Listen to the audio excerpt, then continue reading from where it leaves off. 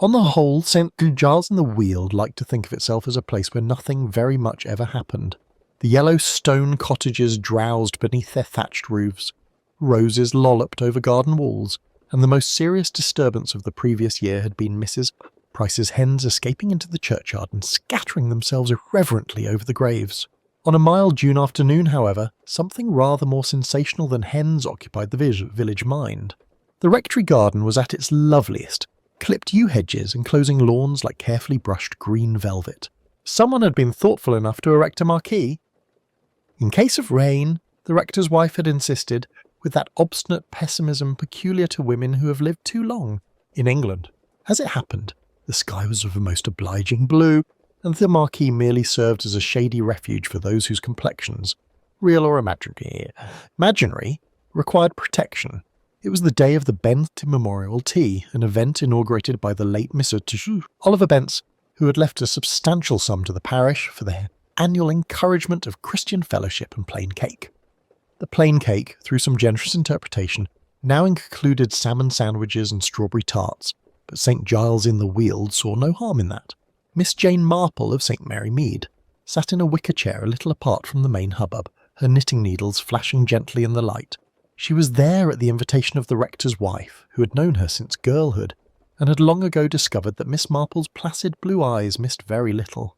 To a casual observer, she was merely an elderly lady in an old-fashioned straw hat, her attention divided between her knitting and a plate of seed cake on the small table beside it. Her. The Bents family, by contrast, were very much the centre of attention. "They do look grim," murmured Mrs. Price to her neighbour, adjusting her hat with unnecessary vigour. "One would think they'd all been disinherited." "In a manner of speaking, they have," her neighbour whispered back. "Didn't you hear? Not a penny between them, so I'm told." Under the striped awning near the tea table stood the 7 Bentley siblings, ranged like a rather sulky chorus line. At their head was Leonard, the eldest, a tall grey at the temples with the manner of a man accustomed to being listened to, though one suspected that he rarely was. Beside him hovered Letitia, thin and tight-lipped, wearing sorrow and superiority like carefully chosen chocolates and accessories. The others spread out untidily. Arthur, ruddy and anxious, perpetually patting his pockets as if something might have escaped. Madge, stout and heavily beaded, whose laugh was too loud and too often. Edwin, sharp-featured with restless eyes. Francis, elegant and faintly bored. And the youngest, Stephen, whose air of careless charm did not quite conceal a faint desperation. They were accepting condolences, though strictly speaking no condolences were due to them. Oliver Bents had been dead 6 months. His will, however, had only been read a week before, and its provisions had stunned not only the family, but the entire village. "It's the principle of the things," Madge was exclaiming to anyone within earshot. 7 children, and he leaves it all to that girl. That girl was not present.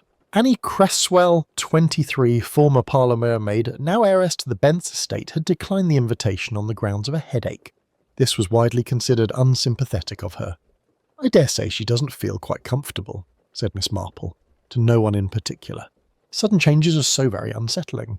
Her tone was mild, almost apologetic, but her eyes rested for a moment, very thoughtfully, on Leonard Bents's clenched jaw, on Letitia's rigid shoulders, and finally on Stephen, who was drinking rather more of the rector's excellent sherry than was strictly compatible with the spirit of Christian fellowship. It was while the church choir was massacring a hymn in the far corner of the garden that the first real disturbance came. A shrill scream tore across the polite hum of voices so high and sudden that several ladies dropped their cups. It came from behind the yew hedge bordering the kitchen garden. For a second the garden froze, then chairs scraped, voices rose, and people surged towards the sound. Miss Marple very quietly put down her knitting and stood up.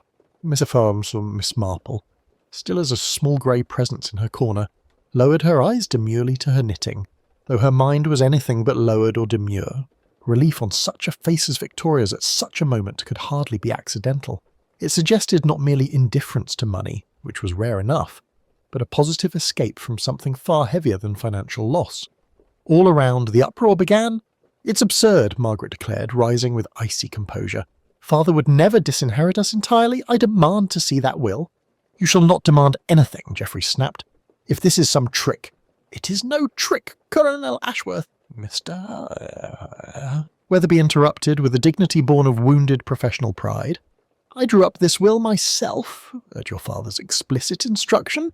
He was wholly in possession of his faculties. 10 days, you said? Richard, the more defiant of the twins, leaned forward.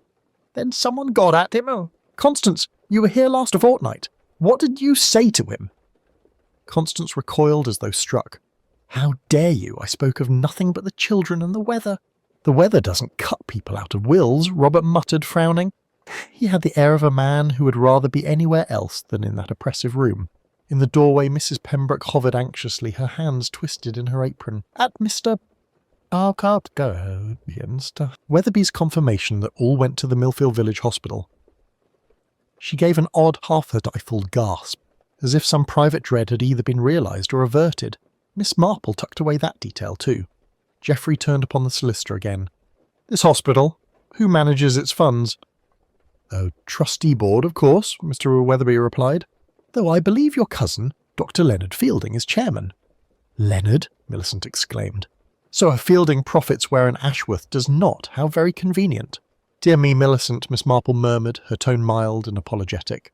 "Hospitals are such useful places. One never knows when they may be needed."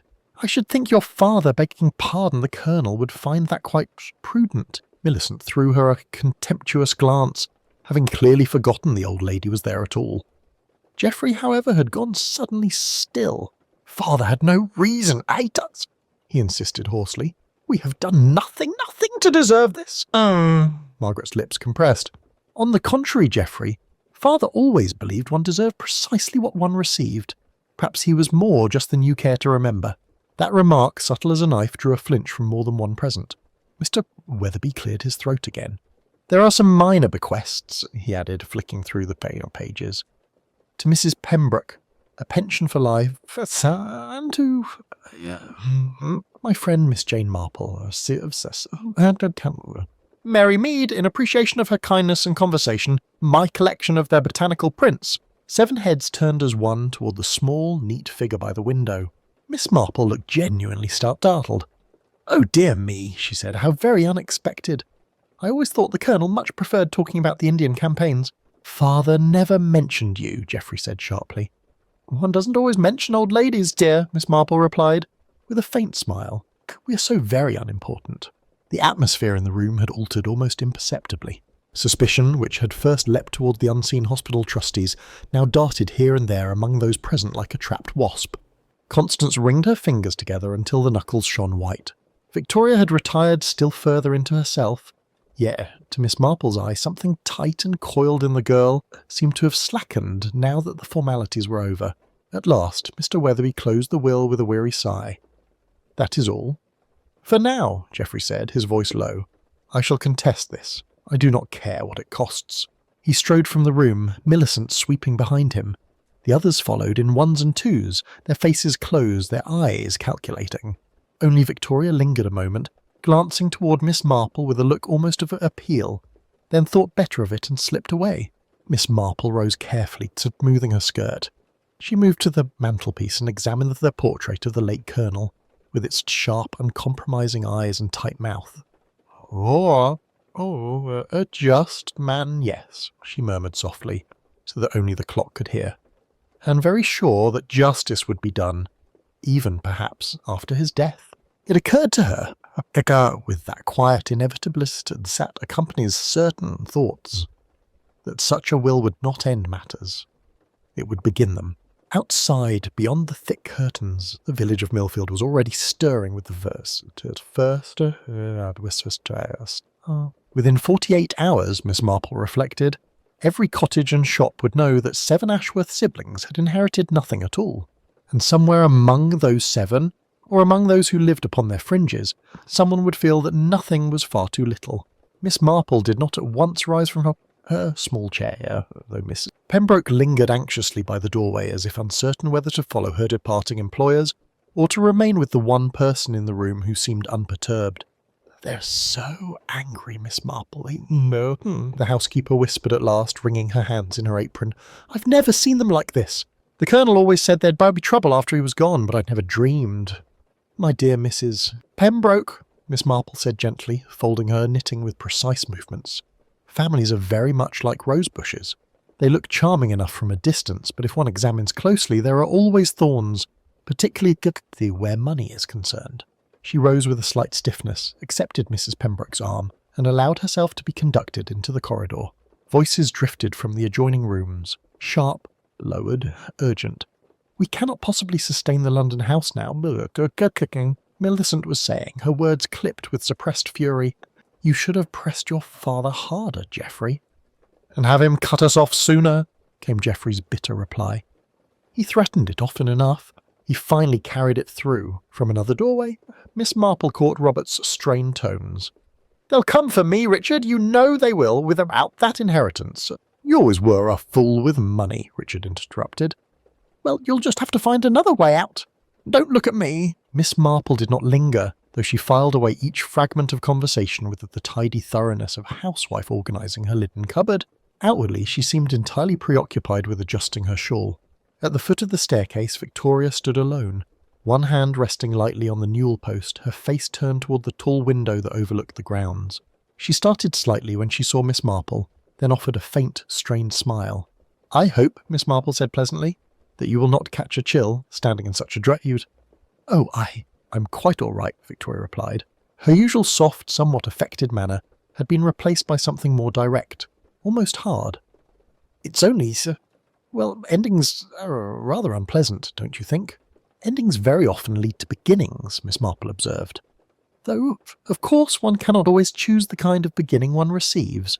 For a moment she thought Victoria might say something more. The younger woman's lips parted, her fingers tightening on the banister. Then Geoffrey's voice called sharply from down the hall, and Victoria straightened. "I must go," she said quickly. "There are so many arrangements to make. It seems we are all to be turned out like servants."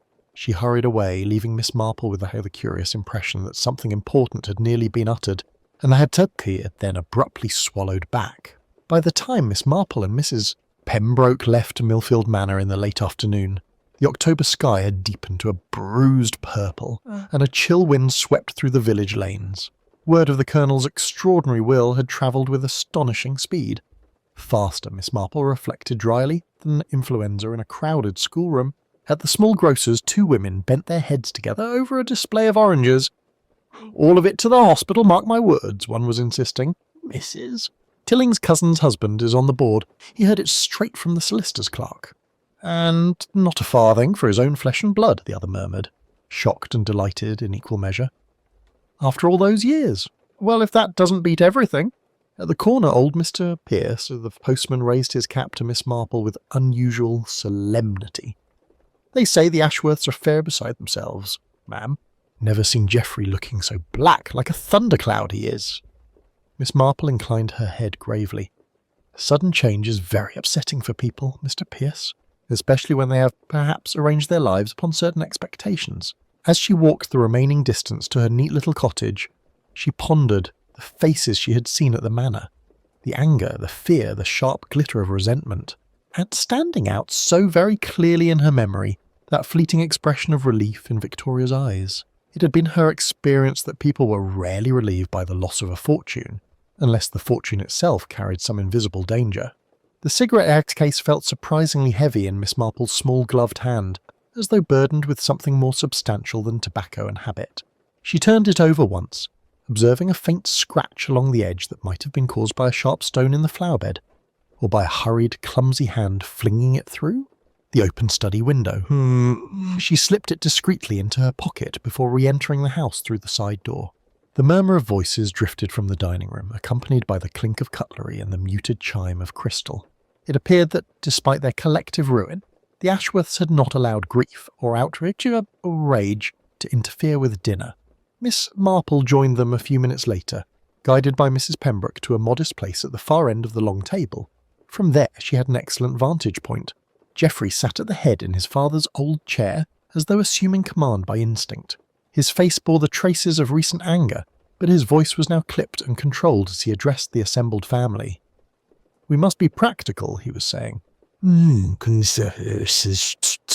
"There's no sense in indulging in hysterics.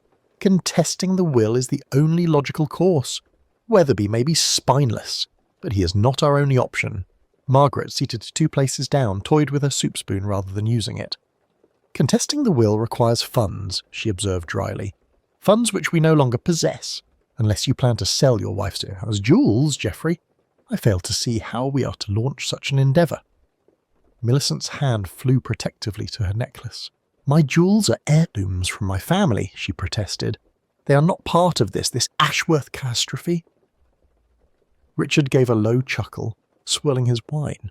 "Oh, this is delicious! We've been cut off, stripped bare, and we're already cannibalising Millicent's trinkets. Father would be proud." Robert, pale and sweating despite the coolness of the room, barely touched his food. His eyes flickered repeatedly toward the door as if expecting unwelcome visitors. "You don't understand," he muttered. "You don't understand what this means for some of us." Constance glanced at him sharply. "Some of us have responsibilities, Robert. Children. Debts of honour, perhaps, but not the sort that get one visited by men with broken noses and brass knuckles." Her attempt at a jest fell flat. The silence that followed was broken only by the faint chink of Miss Marple's spoon as she neatly finished her soup. Victoria, seated closest to Miss Marple, stared down at her untasted plate. Her hands lay still now, folded with unnatural calm on the white linen. "I think Father knew precisely what this would do," she said suddenly, her voice soft yet distinct. "He wanted to see us at one another's throats. He always had said that Pym, revealed character more effectively than any confession."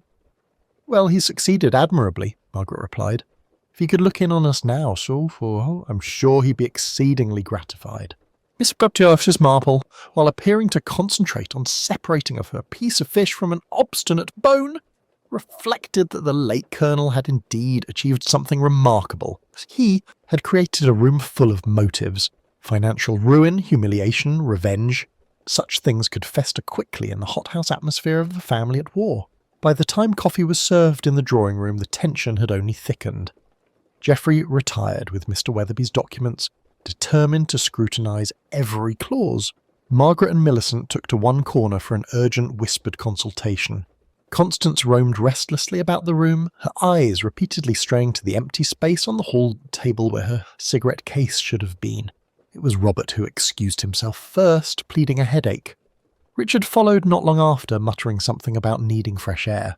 Victoria sat quietly near the fire, staring into the flames as though seeing there some private horror. Mrs. Pembroke approached Miss Marple with an apologetic air. "I've had the Colonel's old room in the West Wing prepared for you, ma'am. I thought you might prefer to be away from the She hesitated, then finished diplomatically, "from the family's immediate distress." "That is very thoughtful of you," Miss Marple replied. "Families do require a certain tolerance in such times." Later, as the house settled into uneasy silence, a wind rose outside, rattling the window panes and sighing down the chimneys. Somewhere a door closed sharply, followed by hastily hushed voices. Miss Marple, in her narrow bed beneath a faded patchwork quilt, lay quite awake, her mind turning over the day's events with calm precision. It was perhaps an hour past midnight, when a sound split the darkness, a single piercing scream from the direction of the main staircase. It was a woman's voice, high and shocked, cut off abruptly as though choked by terror. Within but moments, hurried footsteps echoed through the corridors, doors were budding open, and voices rose in confusion. Mrs. Marple, already sitting up, reached calmly for her dressing gown. Something more than disinherited tempers was now amiss at Millfield Manor. Dinner at Millfield Manor that evening had the uneasy formality of a gathering held under a thundercloud. The great chandelier blazed overhead, the silver gleamed, the footman moved in well-practised silence. But beneath the polished surface, tension simmered, like water about to boil. Miss Marple, seated halfway down the long mahogany table between Constance and Robert, allowed herself the small luxury of appearing vague and slightly deaf. It was a role she had perfected over many years, and one that often encouraged people to speak more freely in her presence. Richard's empty chair at the far end of the table drew every eye, though no one spoke of it directly. His napkin remained neatly folded, his place setting untouched. Robert's gaze kept flickering toward it with an almost morbid compulsion. "Richard is indisposed," Geoffrey announced stiffly when Mrs. Pembroke, pale and anxious, hesitated by the doorway. "He has gone into the village, I believe, some business to attend to." "In the dark?" Constance raised a delicately arched eyebrow. "How very industrious of him, considering his usual habits." A man in debt can't afford to keep respectable hours, Margaret remarked dryly. I suppose desperation does have a remarkable ability to inspire sudden industry.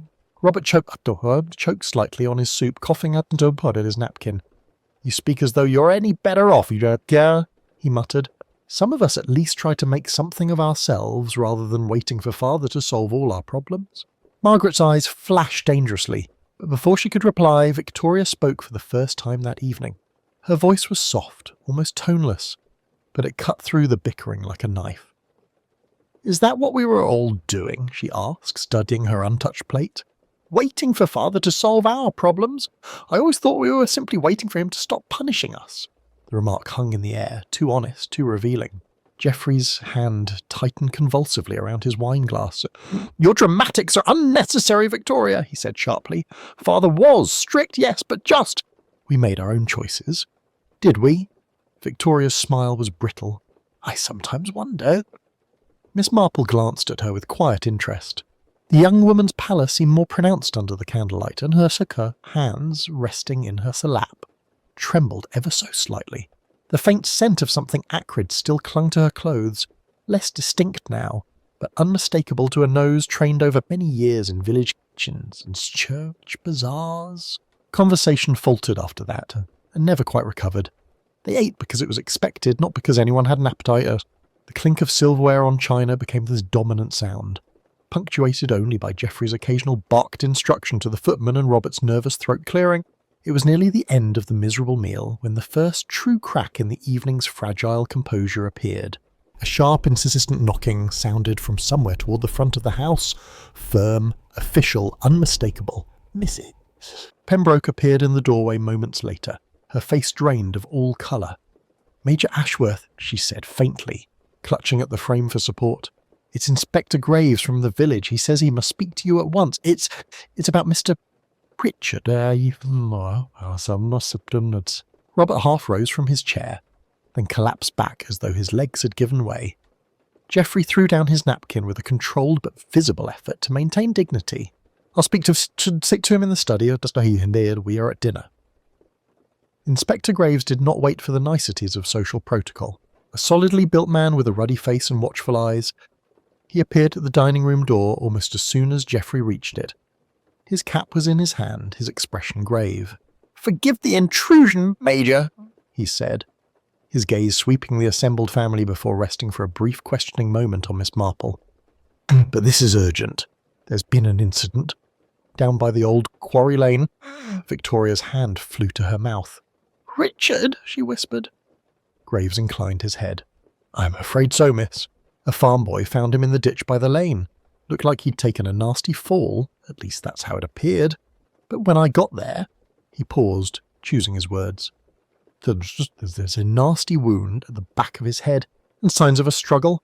I'm treating it as suspicious." Robert made a strangled sound that might have been a sob. Constance gripped the edge of the table so tightly her knuckles turned white. Margaret's eyes sharpened, assessing angles and implications with ruthless clarity. Miss Marple, outwardly serene, felt the pattern of the evening shift with subtle bloken. A disinherited family, a newly altered will, burnt papers, a missing brother, now found dead under suspicious circumstances. Murder, she thought calmly, had finally entered the stage. The house seemed to draw in upon itself as night deepened, its corridors filled with shifting shadows and half-heard sounds. Somewhere a door shut with a hollow thud. Somewhere else, muffled voices rose and fell, never quite distinct enough to make out the words. Millfield Manor, which in daylight only felt old, now seemed as positively ancient, heavy with the weight of years and the accumulated grievances of those who had lived within its walls. Robert's anxious calls for his brother echoed faintly through the hallways as Miss Marple made her way toward the front hall. She moved with apparent aimlessness, the slow, unhurried progress of an elderly lady accustomed to early bedtimes and sensible routines. In reality, her ears were pricked like a hound's, catching each sound, each alteration in tone, cataloguing and assessing.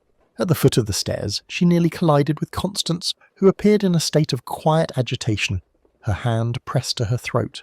"Have you seen Victoria?" Constance asked, her voice low and strained. "I've knocked on her door twice now, no answer. I'm beginning to think she hasn't been in her room at all since she left dinner." She may have gone for a walk in the grounds, Miss Marple suggested mildly. Night air can be so very soothing when one is upset. Though of course, and she added almost as an afterthought, it is rather dark tonight, and the paths can be treacherous for those unfamiliar with every twist and turn. Constance's eyes flickered towards the front door with visible unease. I wish Father hadn't dismissed the night footman years ago. It's unsettling knowing the grounds are entirely unwatched.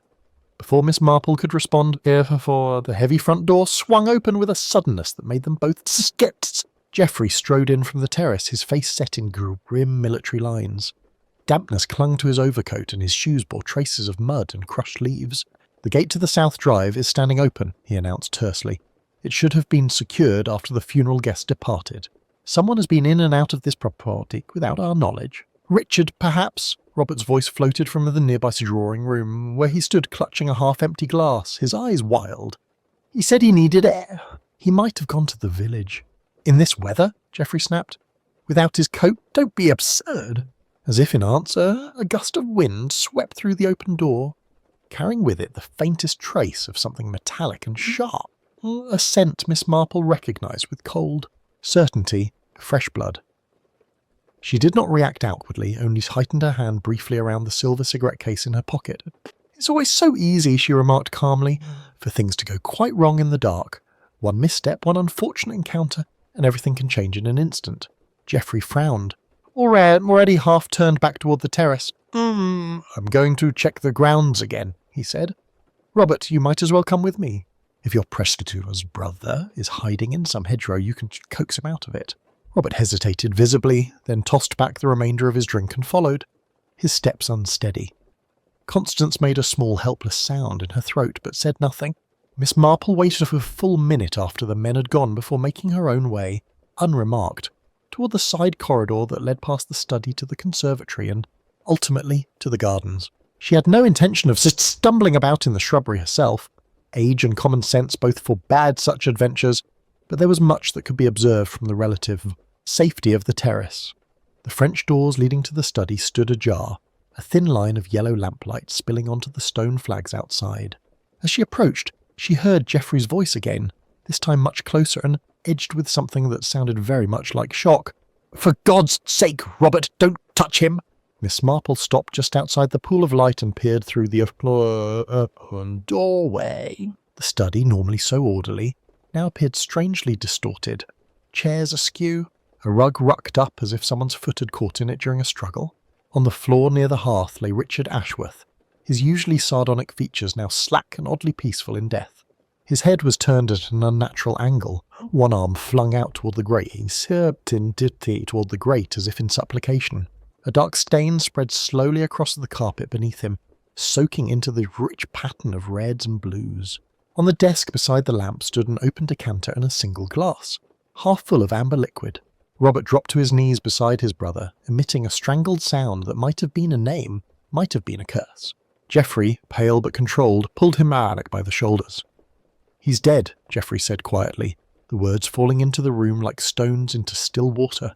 Neck broken by the look of it, and that wound on his head. He didn't fall, someone did this. Miss Marple's gaze moved as if of its own accord to the fireplace. Among the grey ashes lay a few stubborn fragments of blue, papery curls not yet fully consumed by the flames. On the hearthstone, almost touching Richard's outstretched fingers, lay a small brass key, twin in shape to the one she had seen earlier, in Margaret's hand. Outside, the wind rose, rattling the windows with a sound uncannily like distant mocking laughter. Miss Marple paused outside Victoria's door, her hand hovering for a moment above the smooth brass of the handle, before she knocked once, twice, 3 deliberate taps that echoed faintly along the corridor. There was no response. She waited, listening, not merely for footsteps or the creak of bed springs, but for the subtler sounds, the hurried rustle of clothing, the scrape of a chair, the quiet intake of breath that betrayed a pretended sleep. But there was nothing. The silence was too complete. With the unhurried persistence that so often disarmed people into underestimating her, she tried the handle. As expected, it was locked. Miss Victoria, she called gently. It's only Miss Marple. I wondered if you might like a little hot milk. It can be such a comfort after a trying day. Still no answer. Miss Marple's blue eyes sharpened. Silence in her experience was very often a choice.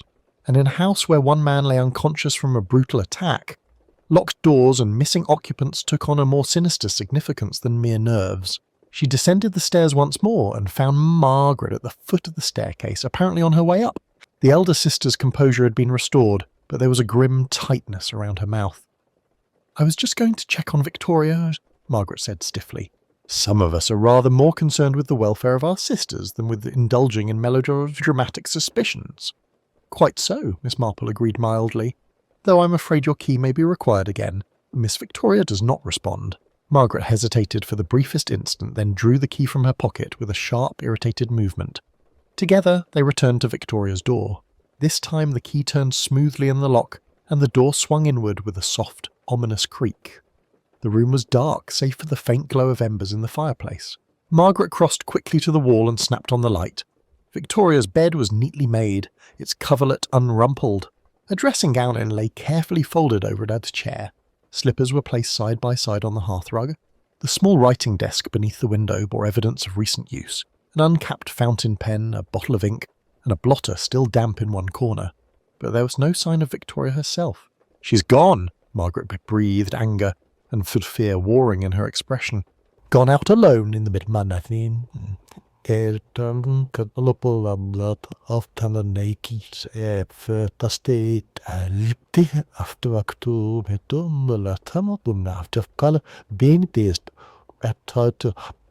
Miss Marple moved with slow, deliberate steps about the room, her gaze taking in the details that others overlooked. A wardrobe door stood slightly ajar. Inside, several dresses were crushed together, but one hanger was conspicuously empty, a faint indentation still visible where a garment had hung until recently. From the dressing table, a small leather handbag was missing, though its silver-backed brush and mirror remained. On the desk lay a single sheet of blue paper, half-folded as if its writer had been interrupted. Miss Marple noted the colour with interest before Margaret swept it up. "It's blank," Margaret said sharply, turning it over with a frown. "Why on earth would she have—" "Not entirely blank, I think," Miss Marple observed. "If you look at it sideways under the light." Margaret did so, and a faint impression of handwriting became visible. Deep pressure marks, the ghost of a message written on a previous sheet. Fragments could have been made out, but "Sam cannot bear this any longer," and "What happened that night?" And then, more indistinctly, something that might have been "If they ever find out." Margaret's hand shook as she set the paper down. "She's going to do something foolish. You mustn't think too badly of her. Her mercy, Father had ways of driving people beyond what they could endure." Miss Marple did not respond immediately. Instead, she walked to the fireplace where a faint acrid odour still lingered. She knelt carefully and examined the grate. Among the grey ash lay several small, stubbornly blue fragments that had resisted complete destruction. One corner still bore a trace of the Colonel's precise handwriting. "More letters," Miss Marple murmured, "or copies of them. She has been very busy with her fire." Margaret's composure finally cracked. "He kept everything," she whispered. "Every mistake, every foolish decision, every indiscretion. He said it was for protection, but we always knew what he really meant: control." Before Miss Marple could answer, the sharp peal of the front doorbell rang out through the house, followed by the deep murmur of unfamiliar male voices. Margaret started. "That will be the police," she said bitterly. Geoffrey insisted on telephoning them as soon as Richard was brought in. He's determined to treat this as an attack on the family honour. "In circumstances such as these," Miss Marple replied gently, rising with some effort, "the arrival of the police is not only inevitable, but rather advisable. It may be much less inconvenient to everyone if the truth is discovered before people have time to improve upon it." Downstairs, the measured tones of an authoritative voice reached their ears, introducing himself as Inspector Graves from the County Constabulary. Miss Marple's eyes took on a faraway look as if recalling some distant parallel. "Men like Inspector Graves," she said thoughtfully, "are often very good at seeing what has happened, but sometimes they are less skilled at understanding why. And in matters such as this, the why is everything." Margaret glanced at her sharply. "Do you think you know about us, Miss Marple?" "Not yet," the elderly lady replied, her expression mild but her eyes very bright. "But I believe we are getting rather closer than is comfortable for some people. Together, they went down to meet the inspector, while somewhere beyond the lit windows and manicured lawns, Victoria Ashworth moved through the darkness with the weight of too many secrets pressing upon her slight shoulders. Inspector Graves regarded Miss Marple with a look that suggested he had learned, through long and occasionally humiliating experience, to take the apparently harmless seriously. "In danger, Miss Marple," he repeated. "You believe Miss Victoria's disappearance is not merely a case of a young lady avoiding unpleasant questions?" Miss Marple folded her hands upon the head of her cane. "Young ladies who wish to avoid questions generally bolt the door and refuse to answer knocks, Inspector. They do not carefully lay out their clothes, burn incriminating papers, lock themselves in from the inside, and then vanish." A faint line appeared between the inspector's brows. "You're telling me the bedroom door was locked from within when it was opened?" "Most decidedly," Miss Marple replied. "Miss Margaret unlocked it herself with a key she finds it convenient to have. Yet the room was empty. No sign of Miss Victoria, and free indication that she left in some haste. But not without purpose." Margaret bristled. "The key is for emergencies. Father insisted someone be able to enter any room in the house if required. He distrusted locked doors." She hesitated, then added in a lower tone, "Perhaps with good reason." Inspector Graves made a neat note. "We shall want to examine Miss Victoria's room at once. Sergeant Willis," he called to the younger constable standing near the doorway. "Come along. Major Ashworth, if you please." Geoffrey hesitated. "Is that really necessary, Inspector? Dragging the police all over the private parts of the house, or—" "I'm afraid, sir," Graves said pleasantly, "that once someone has been found with his skull cracked open on your land, the house becomes rather less private than you might wish." Here, they went upstairs in a small procession, the Inspector and Sergeant Willis in front, Geoffrey and Margaret behind, Miss Marple following with unhurried steps. As they reached Victoria's door, Graves glanced at Miss Marple. "Kindly show me exactly as you found it," he said briefly. Margaret produced the key and demonstrated, a touch stiffly, the locked handle and the turning of the key. The door swung open to reveal the same ordered emptiness Miss Marple had already observed. The made bed, the neatly hung dress, the slippers aligned. Sergeant Willis gave a low whistle. "Looks like she vanished into thin air." "Thin air," Miss Marple remarked, "rarely proves as innocent as it looks." Graves moved first to the window, examining the frame and sash with practised care. "Fastened on the inside when you entered?" "It was," Margaret confirmed. "I noticed because Victoria never bothered to latch it. She liked fresh air, even in winter." The inspector raised the catch and pushed the window open.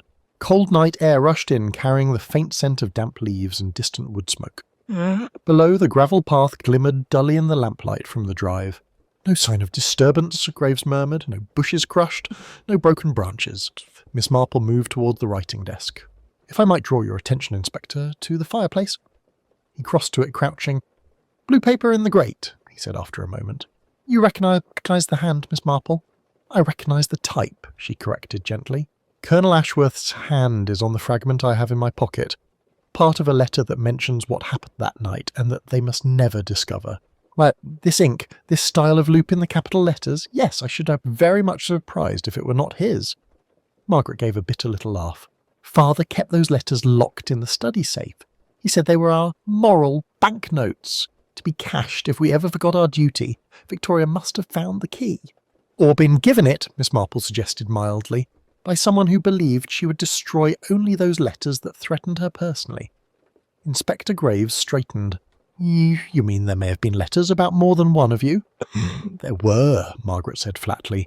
"About all of us. About Geoffrey's speculation schemes, Robert and Richard's debts, Constance, and—" Well, she stopped abruptly, colour rising to her cheeks. "It doesn't matter now. If Victoria burned them, they're gone." Miss Marple's gaze rested on Margaret's face with quiet interest. "We know at least one is not entirely gone," she reminded her. "The fragment that fell from Miss Victoria's pocket at dinner. People rarely destroy evidence without first choosing what they mean to keep." Graves looked sharply at her. "You think she kept something back?" "I think," Miss Marple said calmly, "that the person who struck Mr. Richard tonight may be very anxious to find out whether she did." A brief silence followed this remark, during which the distant ticking of a clock in the corridor seemed unnaturally loud. The inspector closed the window with a decisive snap. "Right, Sergeant. You'll take 2 men and search the grounds with lamps, particularly the path toward the gamekeeper's cottage and the river. If Miss Victoria left this house, without using the door or the obvious route. I want to know how." Margaret caught at the bedpost. "The river?" she repeated faintly.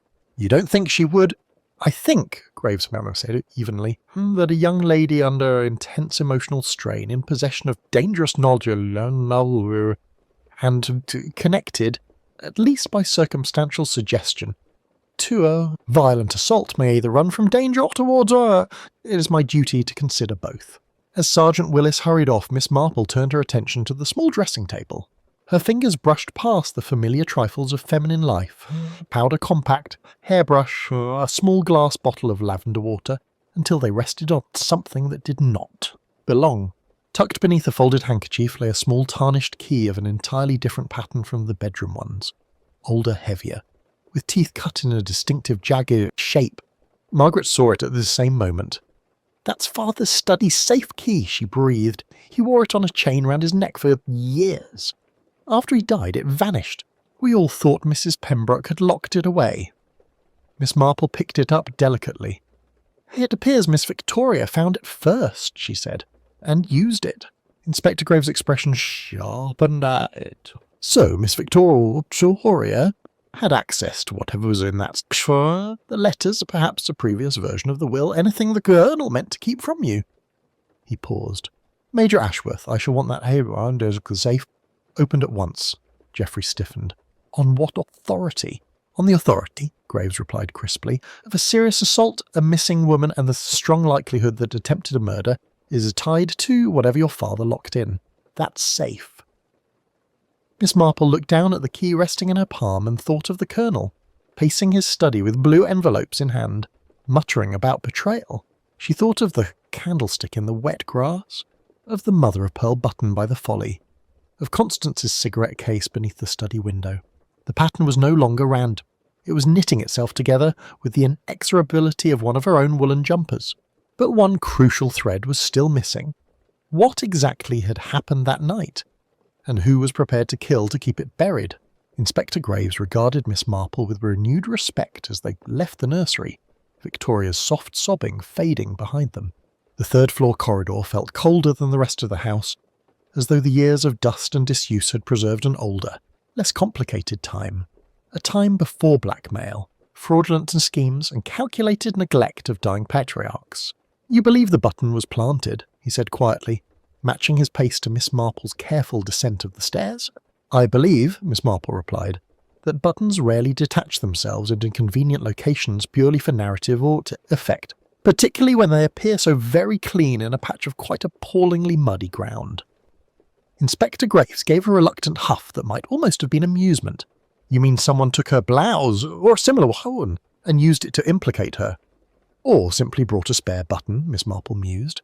"They are often attached to the inside seams of Quiliesi garments, a thoughtful manufacturer's little insurance policy, rather like the Colonel's blue letters when you think about it. Those who plan ahead tend to do so in more than one area of life." They found the rest of the family gathered once more in the drawing room, as if tethered to its heavy furniture by some invisible cord.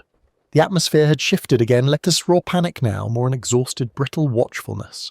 Margaret stood by the fireplace, one hand resting on the mantel in a pose that might almost have been casual if her knuckles hadn't been so white. Constance sat rigidly upright on the sofa, her hands folded with almost painful neatness in her lap. Geoffrey occupied the Colonel's old armchair with the stiff-back discomfort of a man who found himself in a uniform that no longer quite fit. Millicent hovered near him, pale and tremulous, like a small boat clinging to a sinking ship. "Inspector," Geoffrey said. His tone clipped. "I trust you have extracted some clarity from my sister's hysteria." "Miss Victoria has supplied important context," Graves replied neutrally. "But clarity is a luxury we have not yet been afforded." Miss Marple's gaze drifted almost idly around the room, lingering not on faces but on hands. Constance's fingers were ink-stained, the telltale smudge of someone who had been writing extensively. Margaret's hand, resting on the mantelpiece, bore a faint discoloration along the side of the thumb, as if she had recently gripped something heavy and metallic. "Inspector," Miss Marple said gently, "you mentioned earlier that Mr. Richard's clothing and personal effects were examined before his removal." "Yes, standard procedure." Graves consulted his notebook. Wallet, loose change cigarette case, his own, not Miss Constance's, A fountain pen and a handkerchief. Nothing unusual. No envelope? Miss Marple's tone was mild, but there was a new sharpness to her eyes. None. Then Miss Marple said softly, "Someone removed it after he was struck down. That suggests our attacker was more interested in what Mr. Richard carried than in Mr. Richard himself. Murder, or near murder, as a means to an end, not an end in itself." Geoffrey shifted irritably. "We're going in circles. Victoria admitted she allowed father to die. She admits she meant to meet Richard. There is your motive." "Oh, she has a motive," Miss Marple agreed placidly, "but not, I think, the opportunity. Not for this particular blow with a brass candlestick carried all the way from the library to the Folly. That speaks of planning, not panic." Her words hung in the air for a moment, then seemed to settle heavily on Margaret. The eldest Ashworth daughter straightened slightly, her expression sharpening. "Are you implying," Margaret said, in a voice like brittle glass, "that one of us calmly selected a weapon from the library, strolled into the garden and attempted to murder our brother over a letter?" "Not implying," Miss Marple corrected gently. "Merely observing that the candlestick did not walk there by itself, and that those who knew of Mr. Richard's appointment tomorrow with the creditors, and the threat of exposure that entailed, might have been rather more frightened of that blue envelope than Miss Victoria was. Rambert absent, Richard unconscious, Victoria afraid but oddly relieved at parts of the Colonel's will, Constance with a missing cigarette case by the study window, Margaret roaming the upper floors with keys that opened more than just doors, Geoffrey ruined by the popular loss of an inheritance he'd already spent in his head. Fear of exposure, Miss Marple continued gently, is a far more powerful incentive than simple greed, especially when one's entire existence, social and otherwise, is constructed upon a foundation that would crumble if certain facts were to emerge. Constance flinched almost imperceptibly. Geoffrey's jaw tightened. Margaret's hand, still on the mantel, closed more firmly, the muscles in her forearm tensing. Inspector Graves looked from one tense face to another. "Mrs. Ashworth, Miss Margaret, Miss Constance, I shall require a detailed account of your movements between 7 and 9 o'clock this evening, and we shall be taking a closer look at the study safe and its contents, or what remains of them. And perhaps," Miss Marple added mildly, "also at the old nursery, the servants' staircase, and the third-floor rooms. People have been using those routes for purposes other than childhood games, I suspect." The family exchanged glances that were almost feral in their wariness. Allies and enemies, victims and conspirators. None of it was yet clear, but the comfortable fiction that the Colonel's death had been the final act of the Deaders family drama had evaporated entirely. Miss Marple folded her hands in her lap, her expression the very picture of gentle harmlessness. Yet behind her mild blue eyes, the pattern was beginning to align. Human nature, in all its wearing predictability, was quietly revealing a Titusdele, and she knew, with the quiet certainty of long experience, that the next conversation would not merely gather facts, it would expose fault lines.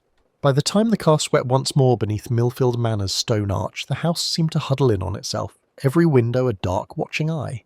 Inspector Graves stepped out briskly, but Miss Marple paused for a moment at the front door, feeling in the very stillness an air not merely of tension, but of expectation. Like a stage waiting for its final act. In the hall they found the family much as they had left them, though the hours had etched greater strain upon each face. Geoffrey stood rigid near the fireplace, one hand gripping the mantel as though it were a ship's rail in heavy seas. Margaret sat upright on a sofa, her back perfectly straight, her eyes cold and bright. Constance occupied a cornered chair, a silk shawl drawn about her shoulders despite the warmth of the room, the faint scent of lavender drifting subtly from her person. Inspector Graves wasted no time. "We've spoken with Mr. Richard Ashworth," he announced. "He has regained consciousness and provided information of considerable importance." Geoffrey's expression sharpened. Then he saw his attacker.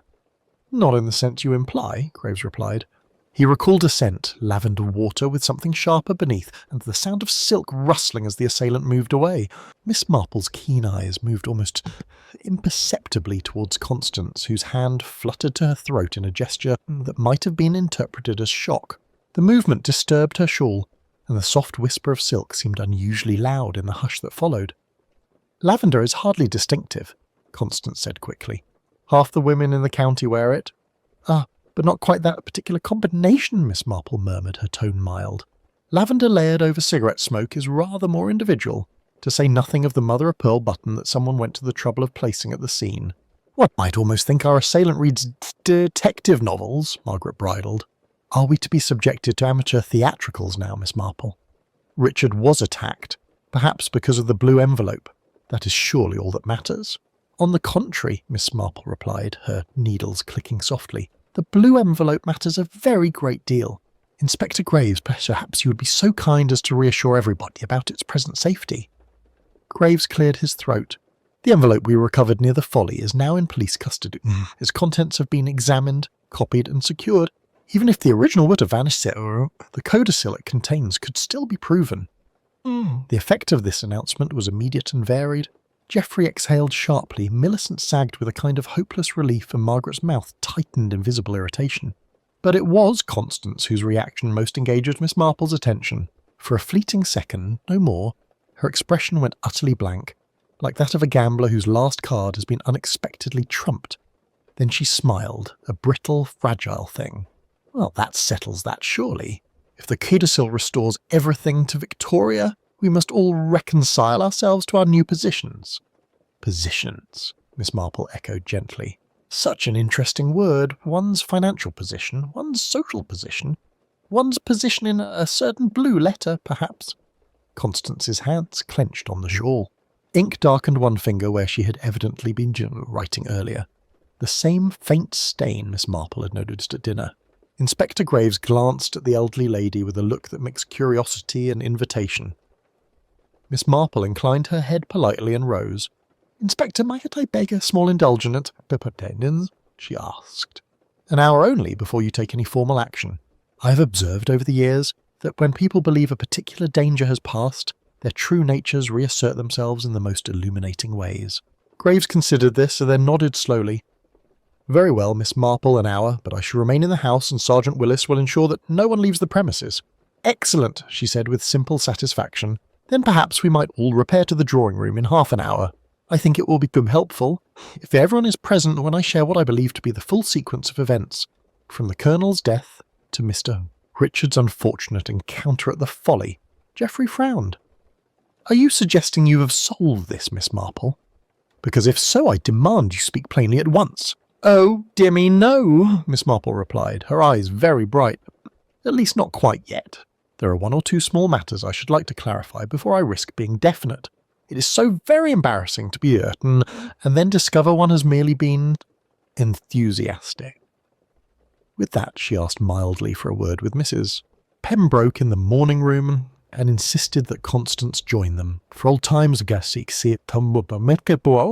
Dick put on its set. The request seemed harmless enough, framed as a wish to understand more of the Colonel's character. Constance hesitated, then agreed, perhaps reassured by the apparent triviality of being summoned by a knitting old lady rather than the inspector. When they were alone, Miss Marple set aside her needles and folded her hands primly in her lap. "Mrs. Pembroke, you have always spoken most kindly of Miss Constance," she began. "You said the Colonel once called her the only honest one among his children. I've been wondering how he reconciled that with the contents of her particular blue letter."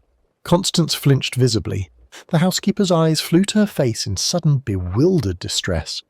"I don't know what you mean," Constance whispered. "Oh, but you do," Miss Marple said gently. "Lavender and tobacco smoke, silk in the shrubbery, a cigarette case, tossed from the study window in a moment of panic. And above all, the simple, tragic fact that you, my dear, are the one person in this house who truly cannot afford to have Victoria inherit everything uncontested." She let the words hang soft and unthreatening and watched Constance's composure tremble on the brink. There would be a denial, of course, some indignant protest, but behind it Miss Marple knew would come the first crack in the dam. That, she thought, was all that was needed now, one small fracture, and human nature would do the rest. The train carried Miss Marple back towards Saint. Merry Mead through a countryside washed clean by pale autumn light, hedgerows beaded with rain and fields lying in quiet, orderly strips. She sat very upright, hands folded on her knitting bag, appearing every inch the harmless old lady returning from a dull family visit. Only the slight narrowing of her blue eyes betrayed the depth of her reflection. By the time she reached the familiar little station and walked the short distance to the vicarage for her customary cup of tea with Griselda and the Reverend, the worst of the buns, Millfield scandal had already reached village ears in a vastly embroidered form. "My dear Jane," Griselda exclaimed as she ushered her into the drawing room, "they're saying you've been in the middle of attempted murders, secret wills, and a daughter who let her father die. Honestly, one might think you were following trouble rather than simply visiting." Miss Marple accepted her tea with a small smile. "Trouble, my dear, is rather like dandelion seeds. One needn't follow them, they float quite naturally to wherever human nature provides fertile ground." The vicar leaned forward with scholarly curiosity. "But Margaret Ashworth, are you quite satisfied she was the true culprit? From what little the newspapers say, her confession was made under very trying circumstances." "Oh, quite satisfied," Miss Marple replied gently. "You see, it was never merely the confession. People will say almost anything when pressed. It was the pattern that surrounded it." She sipped delicately, marshalling her thoughts. "From the first, I was troubled by that secret case of the Constances, found neatly under the study window. Too pat, too obvious. Then the mother-of-pearl button at the Folly. Quite clean in all that mud and of a type easily removed from any similar blouse. Those weren't clues, they were props. Someone had been laying trails, and only one person had both the opportunity and the temperament." "Margaret," the vicar murmured. "Quite. Always in and out of rooms under plausible pretexts, always with a key or explanation to hand. And she displayed all the hallmarks of what I've observed so often. A person long accustomed to managing others' crises, who one day decides to manage events entirely to her own advantage." Griselda tilted her head. "But what of the lavender water and rustling silk Richard remembered?" "Ah, yes, a most obliging memory," Miss Marple said. "Victoria does indeed use lavender, and her silk dress made a distinct sound when she walked. But Margaret, too, has a fondness for lavender or sunder water, rather stronger, with that sharper undertone, and that evening she wore a silk-lined dinner jacket. In soft ground one can walk quite quietly, but silk against lining makes its own small announcement." She set down her cup, fingers resting lightly on the saucer. Richard remembered scent and sound, not the out in person. Margaret knew that. She counted on his first assumption being Victoria, and on everyone else's eagerness to see Victoria as unstable and overwrought. "And the codicil?" the vicar asked. "Will Victoria actually inherit?" "Yes, Miss Marple has said." Inspector Graves recovered the document from the hiding place Margaret had chosen near the Folly. Clever enough for a hurried concealment, but not clever enough for thorough police work. Weatherby confirmed its validity, and Arthur Haversham's late-night visit had inadvertently supplied the final witness. The hospital will still receive a generous bequest, but Millfield Manor will remain in the family after all, though a very different family than Colonel Ashworth imagined. Griselda gave a small, satisfied sigh. "And the others, Robert and his debts, Constance and her vanished cigarette case?" "Robert has been chastened," Miss Marple's dandelion delicately. "The creditors, when faced with public scandal and the possibility of no recovery at all, have shown surprising willingness to accept a stringent repair-to-payment schedule under Geoffrey's very firm supervision." Her smile held a trace of mischief. "As for Constance, her cigarette case was never lost at all. Margaret borrowed it from the hall table, intending it as yet another possible trail to follow should Victoria not serve. Constance had mislaid it herself earlier in the week, and so assumed her own carelessness." The vicar shook his head slowly. "So much elaborate plotting within one family." "Families," Miss Marple said softly, "are breeding grounds for such things. No stranger could have manipulated them so effectively. Margaret knew every wound, every fear, every secret. She merely cultivated them." Griselda shivered. "And Victoria, will she recover?" "In time," Miss Marple replied. "Guilt is a heavy mantle even when undeserved. But knowing her father's death was inevitable, knowing she did not in fact kill him, only failed in panic to summon help that would not have availed, will make her burden lighter, and perhaps she will use that inheritance more kindly than it was earned." She rose at last, gathering her knitting. "You see, my dears, in the end none of them truly inherited nothing, but they each received what they had in a sense been earning for years. Margaret her prison, Robert his chastening, Geoffrey the responsibility without the unquestioned authority he expected, and Victoria, quite unexpectedly, has inherited both the wealth and the chance to decide what sort of woman she wishes to be, free of her father's shadow." As she stepped back into the quiet street of Seance, Mary Mead, Miss Marple reflected, as she often did, the murders in great houses were only reflections, in more extravagant form, of the small tragedies and jealousies of village life.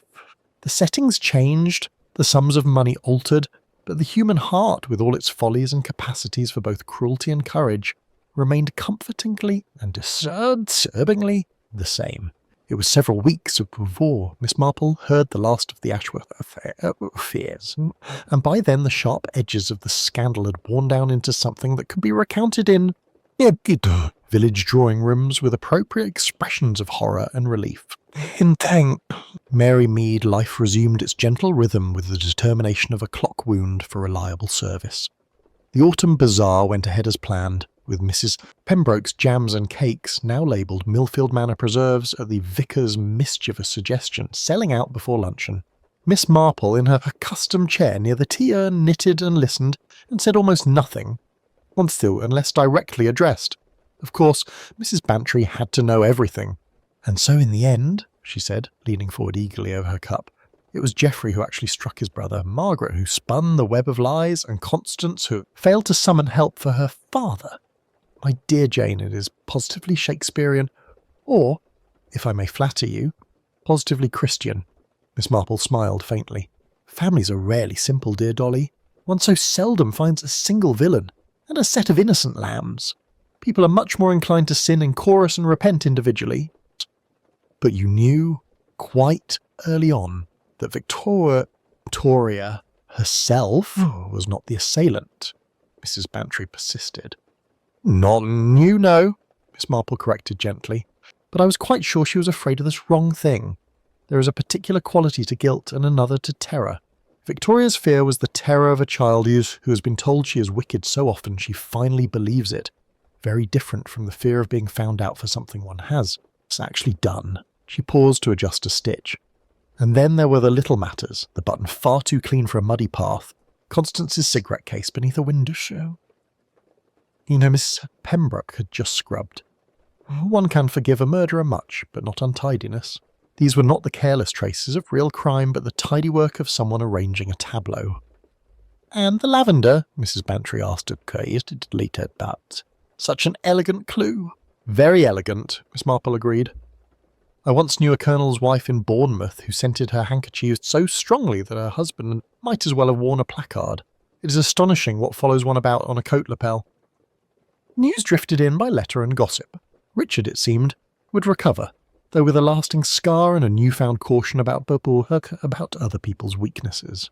Robert, chastened by the brush with scandal, had entered into a most sensible arrangement with some cousins in Canada who needed a partner more steady than brilliant.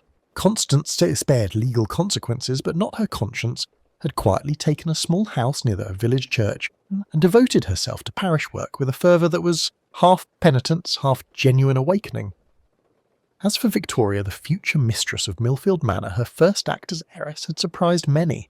She endowed the village hospital with a substantial sum to honour father's original intentions, she wrote to Miss Marple, but on my own terms.